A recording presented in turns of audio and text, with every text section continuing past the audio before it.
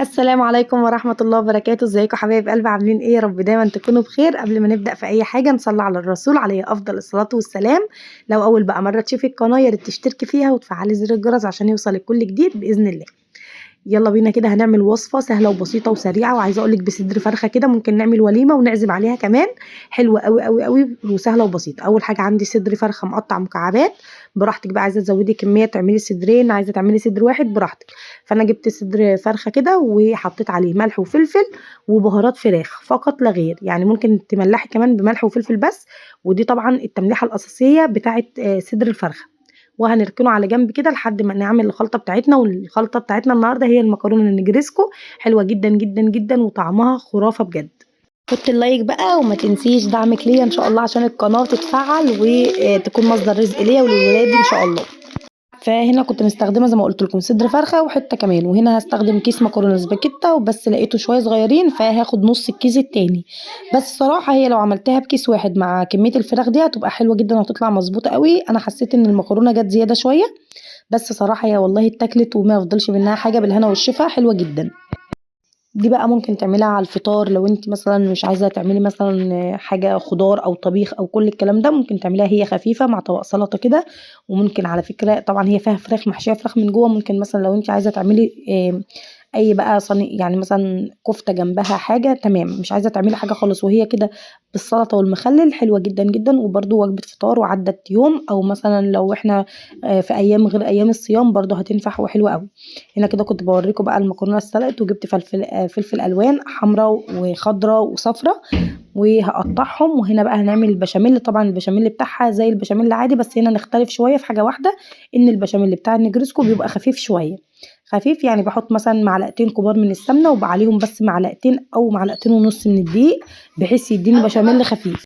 تعالوا بقى نتكلم شويه كده واحنا بنعمل بشاميل ونفضفض مع بعض شويه وعن تنظيفات العيد وهنعمل ايه. عايزه اقول لك والله العظيم لما بتبداي بدري هتخفي عن نفسك حاجات كتير عن تجربه. ان انا كنت بسيب كل حاجه لاخر وقت، بس حسيت ان هو بيبقى تعب ومجهود عليا.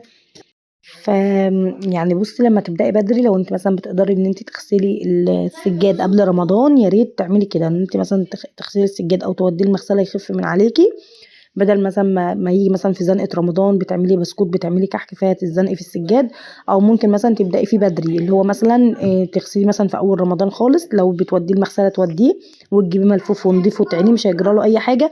لا اما لو بتغسليه في البيت برضو تبدأي ان انت تغسليه بدري، لو كل يوم مثلا هتاخدي سجادة او اتنين بعد الفطار، هتلاقي كده الموضوع يعني هون عليكي شويه. ما تسيبيش بقى لاخر اسبوع في رمضان، يعني لو تعرفي بقى تكملي عباداتك وتطلعي كده من الشهر كده وانت مخلصه كل حاجه وراكي، من عبادات وصلاه وكل حاجه، ما تحسيش مثلا لاخر 10 ايام دول راحوا في الفاضي. لا، ان انت تبداي بدري وتسيبي مثلا، يعني مثلا قبل العيد كده ب10 ايام مثلا تعملي الدواليب، تعملي ادراج التسريحه، ادراج الكومودينو، تنفضي من تحت السراير، من فوق الدواليب، كل الحاجات دي تعمليها بدري. وبعد كده بقى تسيبي الحاجات اللي هي مثلا على قد مثلا الفرش، او الحاجات البسيطة، الحاجات مثلا ان احنا هنلمع التراب تاني وهنفرش بس كده. والله مثلا مقتدر ان انا اجيب مفرش جديد للسرير مثلا على العيد هجيب، مقتدر ان انا اجيب سجاده مثلا المكان اللي ادمت عندي هجيب، مش مقتدر خلاص هكفي باللي عندي وهيبقى شكله حلو وجميل. طبعا انتوا عارفين ان ترويقه العيد سبحان الله يعني بتبقى لها كده حاجه تانية كده وروح تانية خالص. فانا كل اللي بتكلم فيه ان انت مقتدره تجيبي حاجه على العيد هاتي، مش مقتدر خلاص يعني بص هنكفي كده وهنوفي باللي عندنا. ودايما متعودين ان احنا اللي بنحل الحاجه، وان احنا نقدر نغير من اي حاجه عندنا في البيت مش عاجبانا بحاجات بسيطه. يعني ممكن مثلا لو الصاله عندك فيها مكان ان انت تغيري حاجه، تجيبيها الناحيه دي، تجيبي فازه ورد كده، كل الحاجات دي بتبرز وبيبان شكلها احلى واحلى. وطبعا بتغسلي بقى المفارش والستاير وكل حاجه، فبتبقى كل حاجه حواليك نظيفه وبتلمع، فاصلا من غير اي حاجه انت بتحسي بروح النظافة وروح كده العيد في البيت. هرجع اقول تاني، والكلمة اللي بقولها لكم كل مرة، ان احنا نتخلص من الكراكيب يا جماعة، لازم نتخلص من الكراكيب. كل الحاجة اللي مش لها لازمة خلاص ملهاش لازمة، لازم نتخلص منها. مش لا نركنها، لا هنعملها.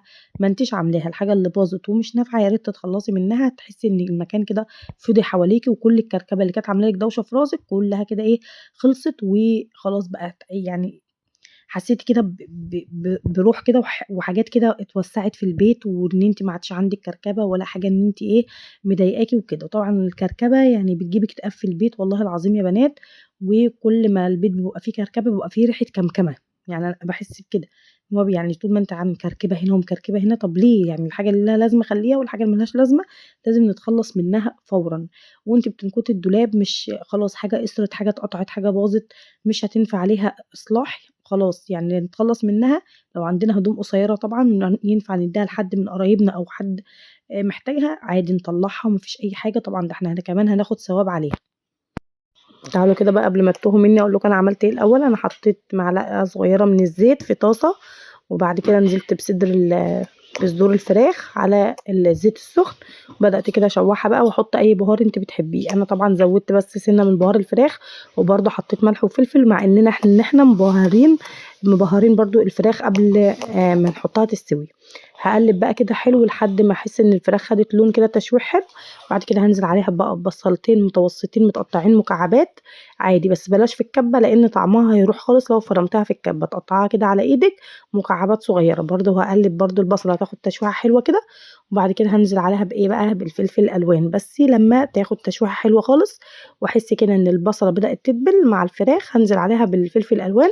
هادّي برضه هنا رشة ملح ورشة فلفل، طبعًا أنا بادّي رشّات بسيطة خالص علشان أطعّم كل حاجة أحطها تكون متطعّمة طبعًا بالملح والفلفل. وصفة سهلة وسريعة وبُصّوا حلوة جدًا. بُصّوا بقى ورق اللورا ده أنا أول مرّة أجرّبه، هو مطحون بس عايزة أقول لكم ريحته حلوة جدًا. أنا مش بافضّل المطحون صراحة، بس صراحة لقيته عند العطّار ولقيت الناس بتاخد منّه كتير. طبعًا العطّار ده في المنصورة، الناس طبعًا اللي متابعاني عارفة إن أنا باروح أجيب حاجة رمضان من عند ماما من المنصورة، ربنا يدّيها الصحة وطولة العمر يا رب. حسّيت إن هو ريحته حلوة ويعني بيدّي الأكل كده طعم حلو، فجِبته. نكمّل بقى طريقتنا في طريقة تنضيف العيد، فعايزة أقول لِك ابدئي بدري عشان تحاولي تخلّصي بدري. أنا دايمًا باقول الكلام ده لنفسي والله إن أنا لازم أخلّص بدري. هنا بُصّوا حطّيت إيه، حطّيت شوية من المَيّة والمَيّة كان فيها فص قرنفل، فنزّلته معاها مش هيخسّر وهيدّي ريحة حلوة جدًا في الأكل. طبعًا لمّا كل الكلام ده يستوي هنصطاد بقى فص القرنفل ونشيله علشان ما ييجيش تحت ضرس حد أو كده.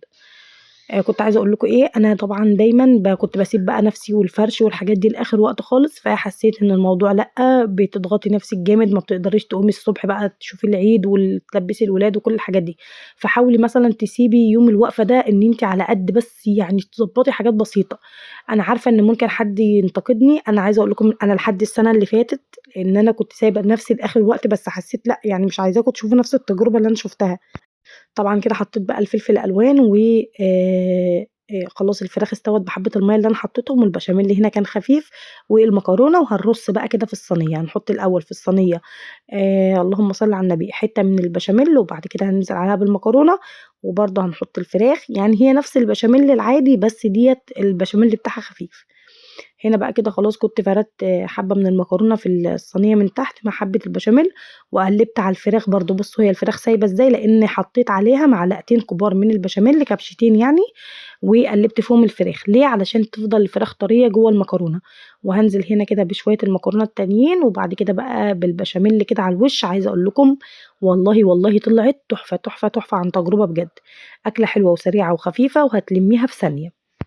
فأكمّل لكم بقى، فحسّيت إن الموضوع إن أنتِ بتسيبي نَفْسِك لآخر وقت لأ، يعني بُصّي لازم تمسحي مثلًا الحيطة بيبقى عليها عفار جامد امسحيها، لمّعي كده الحوائط من فوق، امسكي فوق الدولاب دوّة شيلي التراب، شيلي فوق طبعًا إحنا منضّفين تنضيفة رمضان عاملين المطبخ كُلّه. أنا نَفْسي المطبخ مش هياخد منّي مجهود كبير لإن أنا عاملاه من فوق لتحت كُلّه في رمضان.